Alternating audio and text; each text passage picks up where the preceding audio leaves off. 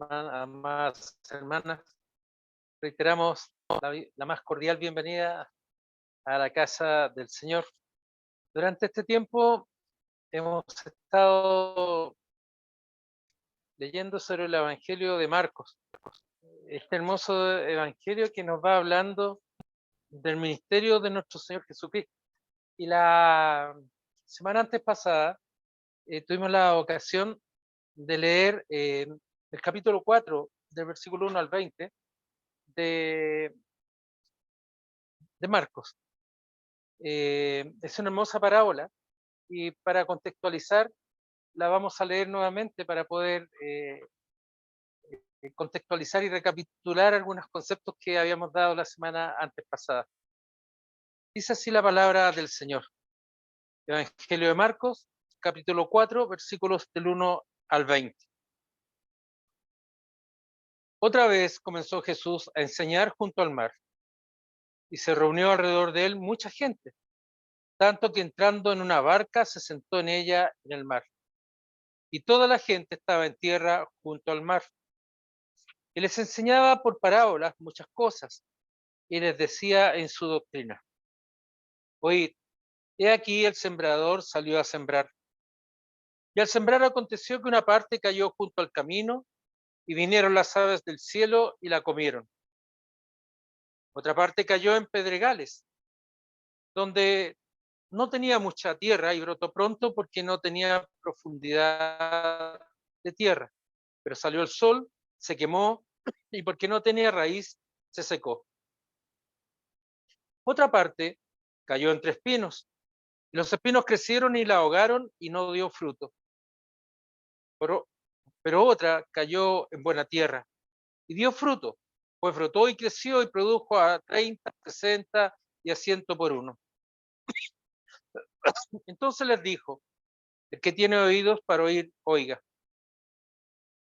Cuando estuvo solo, los que estaban cerca de él con los 12 le preguntaron sobre la parábola, y les dijo: a vosotros os es dado saber el misterio del reino de Dios, mas a los que están fuera, por parábolas todas las cosas, para que viendo vean y no perciban, y oyendo oigan y no entiendan, para que no se conviertan y les sean perdonados los pecados. Y les dijo: ¿no sabéis esta parábola? ¿Cómo pues entenderéis todas las parábolas? El sembrador es el que siembra la palabra. Y estos son los de junto al camino, en quienes se siembra la palabra, pero después que la oyen, enseguida viene Satanás y quita la palabra que se sembró en sus corazones. Estos son asimismo los que fueron sembrados en pedregales, los que cuando han oído la palabra al momento la reciben con gozo, pero no tienen raíz en sí, sino que son de corta duración, porque cuando viene la tribulación o la persecución por causa de la palabra, luego tropiezan. Estos son los que fueron sembrados entre espinos, los que oyen la palabra, pero los afanes de este siglo y el engaño y las riquezas y las codicias de otras cosas entran y ahogan la palabra y se hace infructuosa. Y estos son los que fueron sembrados en buena tierra, los que oyen la palabra y la reciben, y dan fruto a 30, a 60 y a 100 por uno. Que el Señor nos bendiga la lectura de su santa palabra. Podemos tomar asiento, más hermanos.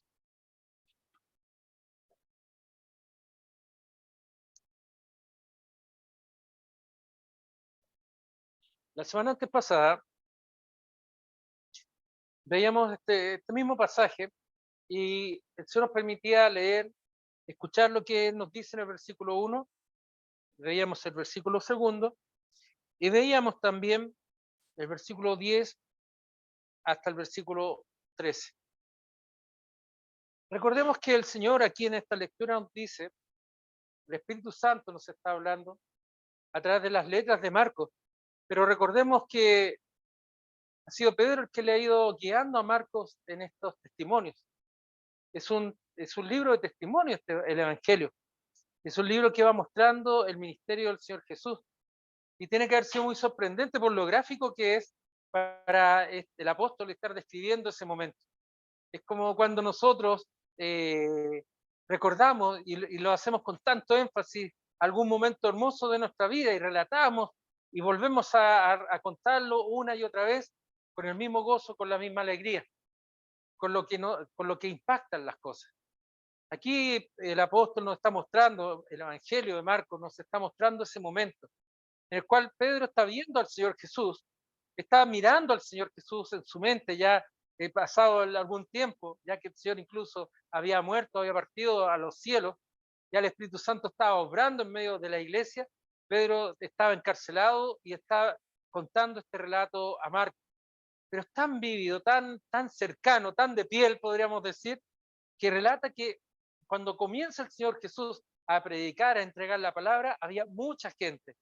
Y esa expresión alrededor de él, mucha gente, significa que estaba bastante impresionado por ello. Y es más, agrega que estando a la orilla del mar, el Señor entró a una barca y desde ahí predicaba. El mar de Galilea es un lago, es un agua tranquila, no es una, hay tormentas, pero cuando normalmente es de poco oleaje y permite hablar fuerte, que la gente pudiera escuchar. Y la voz del Señor era escuchada por esas personas. Y él te enseñaba, dice, su doctrina. No la doctrina exclusiva, excluyente, sino la doctrina significa enseñanza. El Señor estaba enseñando, les decía a ellos su enseñanza. ¿Y cuál enseñanza era esta? No eran cosas nuevas para los judíos. Los judíos sabemos que es un pueblo, una religión que exige muchos milagros, señales, prodigios. Están siempre en esa búsqueda. Son ritualistas. Pero aquí el Señor está mostrando algo más. El Señor Jesús está mostrando a estos hombres la palabra de Dios, la palabra viva de Dios que está ya obrando en sus corazones. Y a qué es lo que se referían los profetas en la antigüedad. ¿Cuál era el entendimiento de Dios hablando a través de los profetas y ahora hablando a través de nuestro Señor Jesucristo? Y en el versículo 11 les dice, cuando ya estaban, dice el versículo 10, ya estaba en un momento más íntimo, estaban los discípulos más cercanos, estaban los apóstoles y algunos más cercanos con él les explicó la parábola. Porque ellos le preguntaron qué significa esta parábola. Parábola es una forma de enseñanza a través de un relato, que es un relato gráfico que tiene una enseñanza de trasfondo. Hay algo que está detrás de ella. Recordemos que veíamos que se diferencia, por ejemplo, a través de un cuento. Un cuento es un relato, puede ser más emotivo, menos emotivo, más dramático, menos dramático, pero el cuento es una ficción y no tiene necesariamente, gracias, no tiene necesariamente la enseñanza que está detrás de la parábola. Tampoco las fábulas son lo mismo que una parábola, porque la enseñanza de una parábola es una enseñanza espiritual. No es una enseñanza moral, sino que va mucho más allá de la moral. La moral, lo ético, no se opone a la enseñanza espiritual, pero la moral y lo ético está bajo lo espiritual. Hay muchas personas que confunden, y la iglesia romana principalmente, confunde estos ámbitos y coloca lo moral al lado de lo espiritual. Y pareciera que el comportamiento moral es lo que importa. Pero la palabra nos habla a nuestro espíritu, a nuestro corazón, transforma los corazones. Y eso no quita que el trabajo, que la vida de los creyentes también esté marcado por lo moral. Pero no es la moral del mundo, no es la enseñanza o los comportamientos morales que van cambiando según las costumbres de los pueblos. Delante veníamos con el hermano Carlos recordando que antiguamente las baladas eran muy bonitas. Uno cantaba y tenía mucho sentido. Hoy en día uno escucha y queda pegado en el techo por las letras, si es que llegan a rimar, veníamos riéndonos con Carlos, pero eso es con hermano Carlos, perdón, y eso es lo que significa que las costumbres, lo ético, hoy en día usted puede escuchar esas canciones y éticamente se le dirá, usted tiene que escuchar eso y no puede criticar eso, porque eso es arte. Así es la moral, eso es lo ético.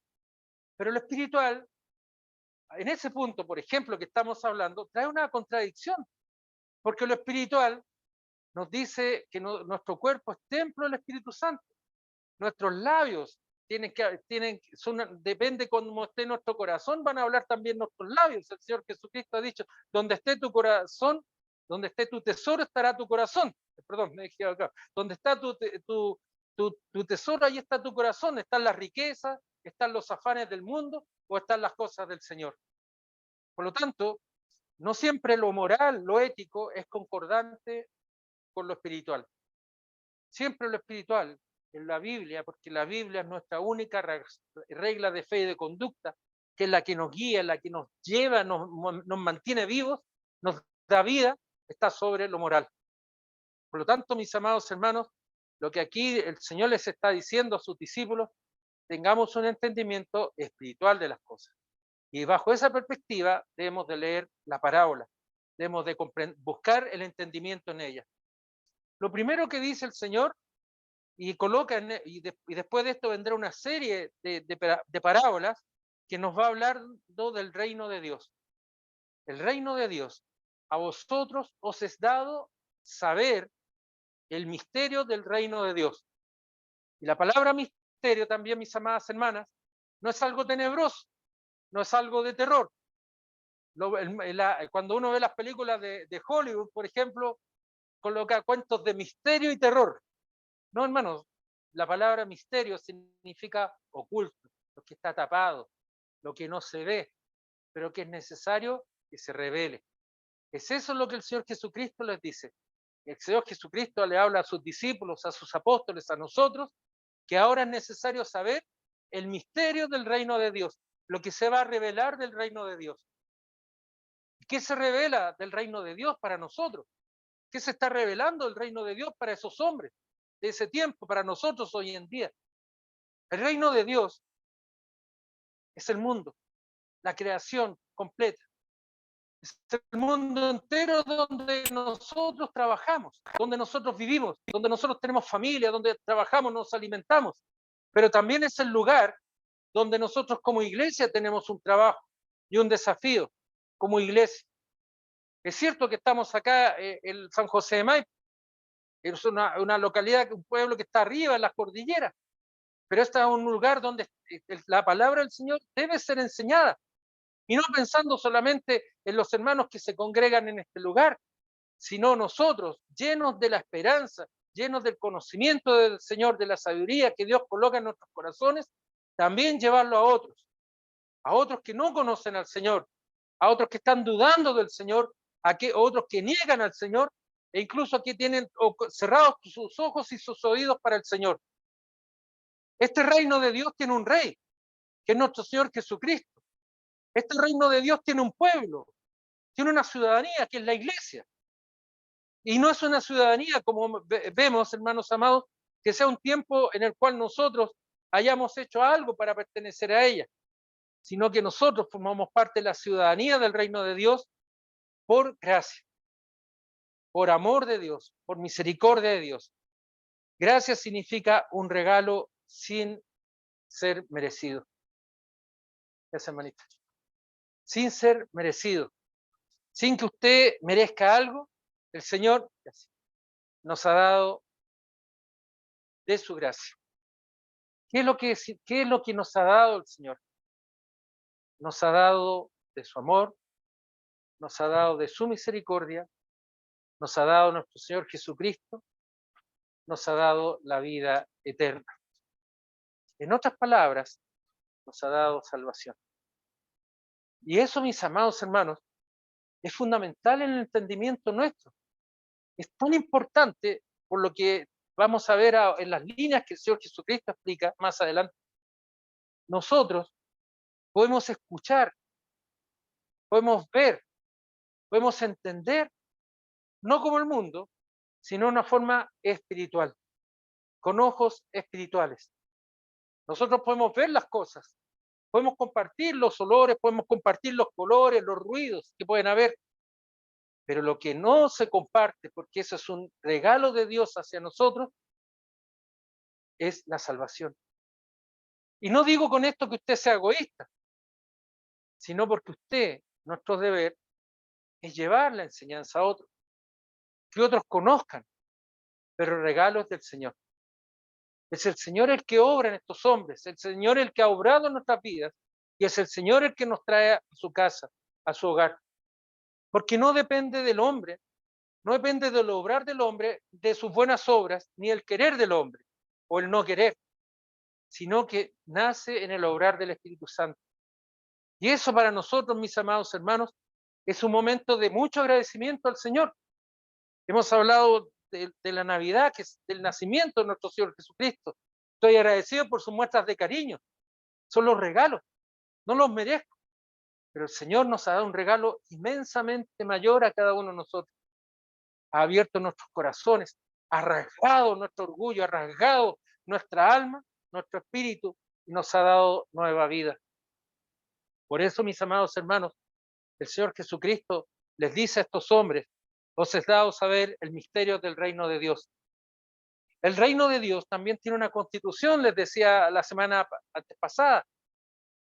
Igual que nosotros en este momento se ha discutido mucho de forma de organización del país y muchas cosas, algunos sí, otros no, quizás otros extreman, otros no. Tenemos muchas visiones, pero para el creyente, para la hija de Dios, para el hijo de Dios, hay una sola, que es la Biblia, nuestra regla de fe y conducta, por la cual yo me guío, por la cual usted encuentra el consejo. El apóstol Pablo nos enseña y nos dice que la Biblia es útil para enseñar, para redarguir, para corregir, para instruir en justicia. ¿Para qué? Para la perfección del hombre. No el hombre género masculino, sino de su iglesia. Para ser perfeccionados ¿en quién? En Cristo. Hermanos, qué hermoso es eso. El saber que el Señor a través de su palabra nos va perfeccionando, nos va enseñando, nos va corrigiendo, nos va enseñando a ser familia, nos va enseñando a tratarnos, nos va enseñando a ser misericordiosos, a amarnos, a honrar y alabar el nombre del Señor. Por eso la pregunta es, y cobra fuerza la pregunta que le han hecho estos hombres sobre la parábola. Seguramente le dijeron: Señor o Rabí, me estoy imaginando, Señor, yo no sé lo que significa esto, ¿qué quisiste decir con esto? Señor, ¿qué será? Quizás entre ellos conversaban y elucubraban una respuesta. Pero el Señor es tan misericordioso que les dice lo siguiente. Miren qué es curiosa esta como contradicción que hay. Se enseñan parábolas para que vean, para que viendo vean y no perciban. Y oyendo oigan y no entiendan. Eso es raro, a mí me suena raro, porque las personas estamos acostumbrados que nos enseñen, que digan: no, el Señor Jesucristo enseñaba en parábolas para que todos entendieran. Eso es lo que se nos dice, pero eso no es lo que la palabra dice aquí. La palabra dice que el Señor enseñaba en parábolas para que solamente sus hijos pudieran entender, por el entendimiento espiritual, para que aquellos que no son sus hijos, para aquellos que no son salvos, para aquellos que no son hijos de Dios, puedan ver. Viendo, vean, pero no perciban. No percibir significa tomar, hacer lo propio, agarrarlo. Podemos ver sin entendimiento espiritual, claro. Podemos mirar sin entendimiento espiritual, claro. Si alguien estuviera acá y no tuviera al Señor en su corazón, ¿qué es lo que vería? Un grupo de personas, mujeres, hombres reunidos, un hombre hablando de ciertas cosas, pero no tendría la percepción espiritual, que es la comunión que tenemos nosotros en este momento. Es ese hilo invisible que guía nuestras almas, por el cual es necesario congregarse, por el cual es necesario orar, por el cual es necesario cantar alabanzas al Señor. Y porque este hombre no está hablando solamente de un discurso para las personas, para que se sientan bien, sino que tiene un sentido específico, que es enseñar la palabra de Dios, mostrar la voluntad de Dios. Y por eso, cuando oramos al Señor, nos dirigimos a Él con mucha humildad, nos dirigimos a Él pidiendo su dirección, sus cuidados, su sabiduría, que el Espíritu Santo sea el que esté hablando, que uno sea un instrumento del Señor para que pueda entregar adecuadamente la palabra.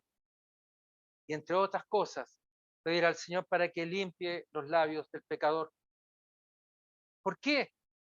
No se trata de ir a lavarse los dientes, no sé, no se trata de beber un agua y hacer un enjuague bucal, no, hermanos. Limpiar los labios significa quitarlos de la inmundicia del pecado, porque el hombre es pecador, nosotros somos pecadores, Pero aquellos que han sido llamados por el Señor, escogidos, que forman parte de este reino de Dios y que trabajan en el reino de Dios, somos redimidos, somos perdonados. Ha sido pagado con sangre el perdón de nuestros delitos y de nuestros pecados. Ha sido pagado con sangre la libertad que en contra del pecado, de las garras de Satanás. Y esa sangre es la de Cristo, es la del Cordero, del Hijo de Dios. Por eso, mi amada hermana, por eso, mi amado hermano, el Señor Jesucristo aquí está enseñando algo muy clave, muy importante, para que viendo, no vean, perdón, viendo vean, pero no perciban, no capten lo esencial. Y cuando oyendo, oigan, pero no entiendan. Es decir, las parábolas, la enseñanza de la parábola está dada para sus hijos, no para todos, sino que el sentido y el entendimiento espiritual está en el corazón, queda por el Espíritu Santo. Y escuchen bien, para que no se conviertan y les sean perdonados los pecados. Fuerte, fuerte para alguien que no tiene el conocimiento del Señor. Y no es porque Dios sea arbitrario, no es porque Dios sea injusto, porque sea malo, porque sea misógino y tantas cosas que inventan. No, porque Dios es justo. Usted y yo, usted y yo estamos muertos en nuestros delitos y pecados. Usted y yo estamos condenados a la muerte eterna, a la muerte espiritual, a la burla espiritual. Pero en Cristo, usted, mi amada hermana, usted, mi amado hermano, yo puedo mirar a Cristo y con seguridad decir, gracias Señor, porque me has libertado. Gracias Señor, porque me has dado vida. Por eso, mis amados hermanos, muchas veces las personas dicen, vamos a enseñar una parábola para que de esta manera todos entiendan. Cuidado en ello. Debemos de leer la palabra con humildad y sencillez, pidiendo la dirección del Espíritu Santo. No la dirección del pastor. El pastor tiene un rol de enseñar, de transmitir ese aprendizaje. Pero si el pastor se equivoca, ¿se puede equivocar el pastor o no? Yo creo que sí, ¿no es cierto? Porque somos humanos y somos pecadores. Pero si el pastor se equivoca, no por eso la palabra se va a equivocar. Debemos de escudriñar la palabra, hermanos amados. Por eso siempre oren por el pastor, oren por el predicador, para estar escuchando, que sea la palabra realmente del Señor. El Señor Jesucristo les dice, ¿no sabéis esta parábola? ¿Cómo pues entenderéis todas las parábolas? Pareciera que esta es la parábola básica. Esta es la base. Me da la impresión cuando yo leo eso. Pregunta el Señor, ¿cómo no entienden esta parábola? Esta parábola, el sembrador que les acaba de decir, ¿cómo pues entenderéis en el futuro las otras parábolas? Y a mí me da la impresión de que esta es la parábola base. No es la del hijo pródigo, que es importante, no es la del rico insensato, que es importante, no es de la viuda, que es importante, no es la de los dracmas perdidos, que es importante, y otras más. Pareciera que esta es la parábola fundamental. A mí me da ese entendimiento. Pero ¿qué nos dice el Señor? El sembrador es el que siembra la palabra, es el que lleva la palabra, es el que le entrega la palabra. El apóstol Pablo, a propósito de la división que existía en la iglesia de Corintios, decía que él sembró, Apolo regó, pero el crecimiento lo da el Señor, colocando las cosas en su, en su perspectiva correcta. Es importante e interesante ver la historia de Corintios, un pequeño paréntesis, el año pasado, estuvimos leyendo la carta de los Corintios. Era una iglesia bien complicada, digamos, las cosas, bien complejas las cosas que se vivían ahí, y habían divisiones entre ellas. Y el apóstol Pablo les dice a los hermanos, y en parte lo creo, en parte lo sé, no porque me hayan contado, sino que sé que ustedes se dividen. Y entre otras cosas, los hermanos se dividían diciendo, Yo soy de Apolo, yo soy de Pablo, yo soy de Cristo, yo soy de Pedro, yo soy del Evangelio, no sé. Cada uno pensaba lo que quería en el fondo. Pero el apóstol Pedro, perdón, al apóstol Pablo les dice, hermanos, tranquilos, ni tú eres de Pedro, ni tú de Pablo, ni tú de Apolos, sino que somos la iglesia del Señor Jesucristo. Somos la iglesia del Señor. Podemos tener opiniones distintas, podemos pensar muchas cosas distintas, pero en las cosas de la salvación hay una sola línea.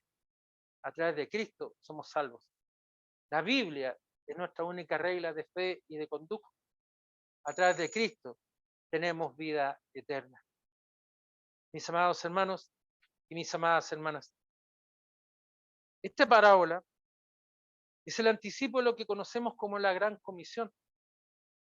La Gran Comisión es el mandato que el Señor Jesucristo dio a los apóstoles de ir y predicar el Evangelio a toda criatura, a todo el mundo. Primeramente dice en Jerusalén, en Galilea, en Judea, en Galilea, en todo el mundo. ¿Por qué la Gran Comisión? Comisión significa el gran encargo, el gran mandato.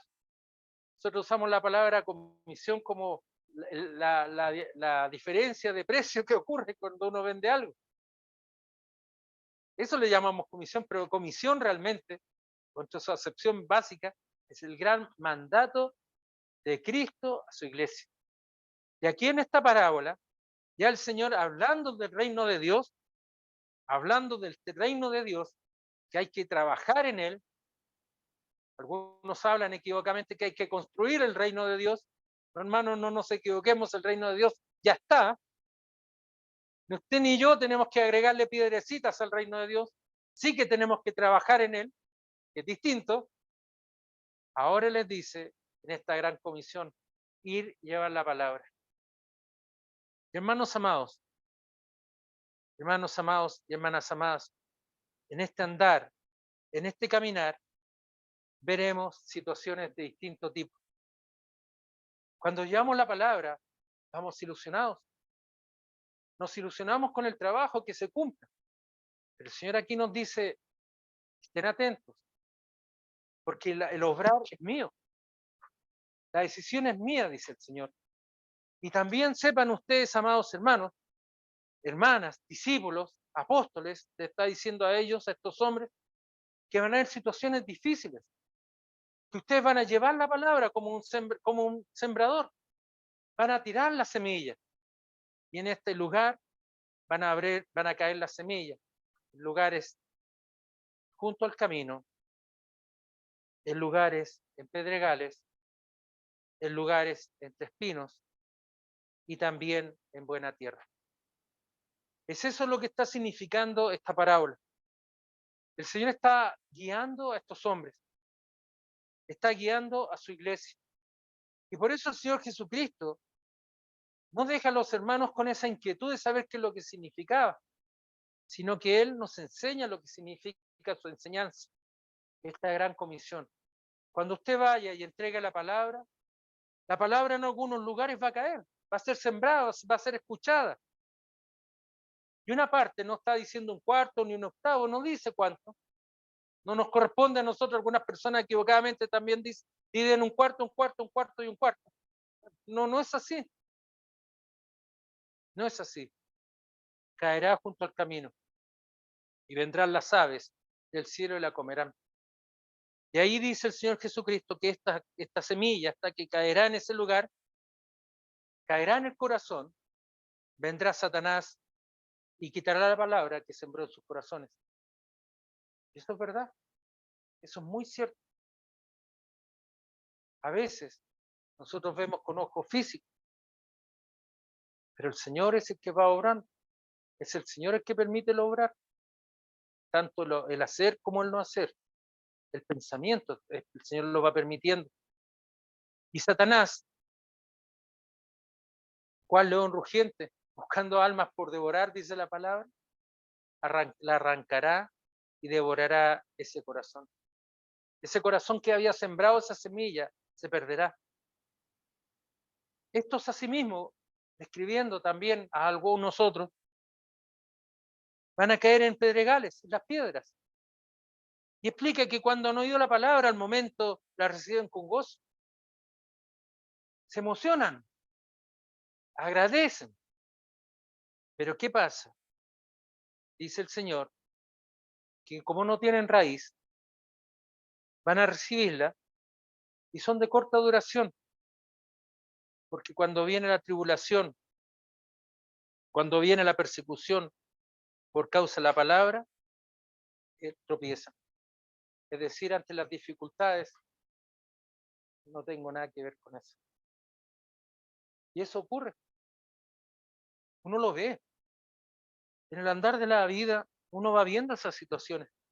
Y no estoy diciendo para decirles, miren este y este otro, porque no me corresponde. Ni a ninguno de nosotros nos corresponde juzgar. Pero ocurre.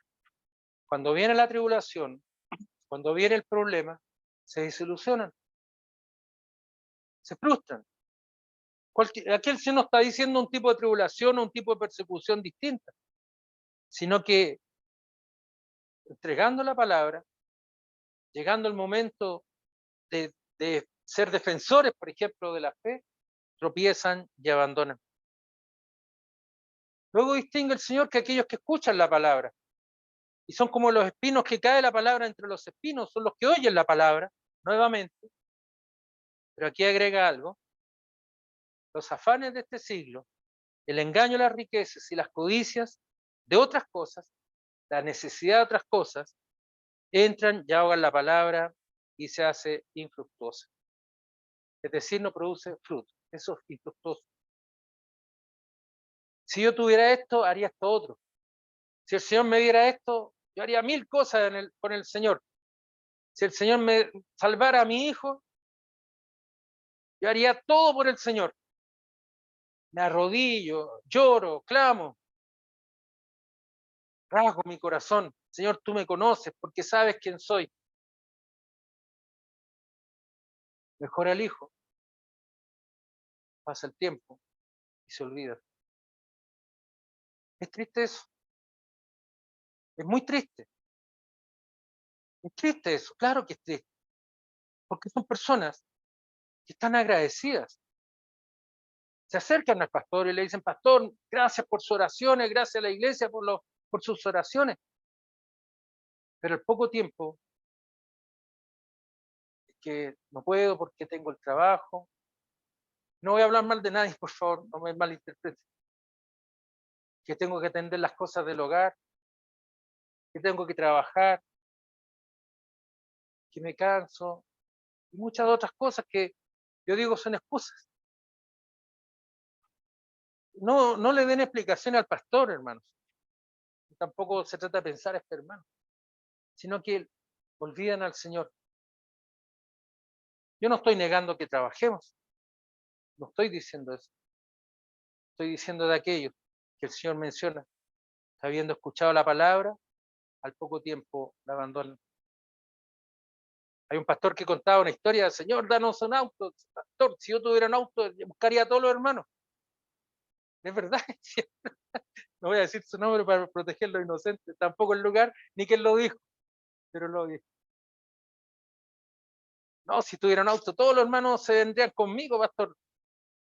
Al poco tiempo el Señor los bendijo, pero era mejor ir a la playa, era mejor disfrutar del paseo y aquellas lindas promesas en eso quedar. Hay ingratitud.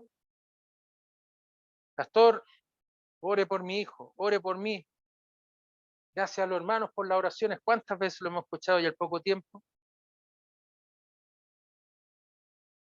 Qué bueno, qué bueno, qué lindo, pero no hay fruto. Es como gradual lo que el Señor está mostrando. Y es tan gradual que dice que aquellos que fueron sembrados en buena tierra creció, reciben el fruto, es regada la plantita, porque las plantas también necesitan ser regadas, ¿o no? Es regada y va dando fruto, poco a poco, poco a poco, sin entender nada, sin comprender nada, el Señor nos trae, el Señor nos habla, y el Señor nos guía. Es Él el que nos da ese fruto. Y no todos dan el mismo fruto, no todos los árboles dan el mismo fruto. A 30, a 60 y a 100 por uno. Algunos dan muchos frutos. Hay árboles cargaditos, dice mi suegra. Ella tiene damasco y está orgullosa de su damasco porque a ver, están grandes y dan fruta. Y a veces cuando pasan los años con sequía, se apena mucho. Y dice, este año van a haber poquitos damasco. Esos son los árboles. Pero nosotros el Señor también ve frutos y espera frutos de nosotros. Hermanos amados, no nos aflijamos por aparentemente no dar frutos. Es que yo no sé esto, yo no sé lo otro. El Señor te está preparando. Esos hombres a los cuales el Señor les estaba hablando, eran esa buena tierra. A ellos se refería. Y les decía, en un tiempo más, ustedes van a dar buen fruto. Ustedes van a ser los responsables de la iglesia. Ustedes van a ser los responsables del cuidado de las ovejas. Ustedes van a ser los responsables de la doctrina, de la enseñanza. ¿No es eso el mismo mensaje que el Señor nos da en este tiempo? Yo pido al Señor por obreros. Yo pido al Señor para que su iglesia se levante. Es que, pastor, mire, veo esto, veo lo otro. No vemos con ojos de hombre, sino que veamos con ojos espirituales. Aprendamos a ver eso. Aprendamos a ver espiritualmente. Siempre menciono esa mirada espiritual del siervo con Elías. Elías lo mandó a ver a la orilla si veía la tormenta. No veo nada. 7 veces tuvo que ir el joven. No veo nada. A la 7ª vez veo una pequeña tormenta como el porte de una mano. 20 centímetros. Eso es la mano. Puede ser un poquito más, un poquito menos.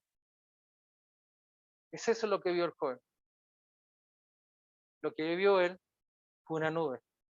Lo que el Señor traía, lo que el Señor le estaba mostrando al profeta, era la gran tormenta. Tenemos que aprender a ver con los ojos del profeta. Tenemos que aprender a mirar con ojos espirituales. Tenemos que aprender a pedir al Señor ser guiados por su palabra. Y para ser un árbol frondoso, necesita ser regado, necesita ser cultivado, necesita ser guardado, necesita ser podado. Hay hombres que tienen buena mano para podar y otros que tienen mala mano para podar. Mirando adelante, perdón hermanos, que el arbolito que se cortó allá era mochito. Ya lo vamos a cortar, incluso nos animamos a sacar una rama y ahora lo miré y está frondoso. Querrá el Señor que lo dejemos ahí, no lo sé, no voy a especular en eso. Pero así tenemos que ser, frondosos, con buen fruto, porque es para el Señor. Oremos. Padre bueno, ser amado, damos gracias Señor por este hermoso tiempo. Gracias Señor por su palabra que habla en nuestras vidas. Gracias Señor porque en esos tiempos tú hablaste a tus discípulos y a los apóstoles, Señor, y ahora hablas a nuestras vidas a través del Espíritu Santo. Gracias Señor por que tu palabra, Señor, actúa en esos hombres, impacta en nuestras vidas, Señor. Pido, Señor amado, para que tú derrames tu bendición sobre cada uno de nosotros. Para aquel que te conoce, para aquel que no te conoce, Señor. Para tus hijos e hijas, Señor, esta tarde reunidos, Señor. Cuida nuestros hogares, Señor, nuestras vidas, Padre bueno, para que te sirvamos, Señor. Gracias, Señor, porque podemos dirigirnos ante usted como nuestro Padre, como nuestro Señor. Gracias, Señor, porque usted nos ha dado la vida, la fe y la esperanza. Gracias, Señor amado, porque podemos mirarlo y saber que usted, Señor, está cuidando de su iglesia. Gracias, Señor amado. En el bendito nombre de nuestro Señor Jesucristo. Amén.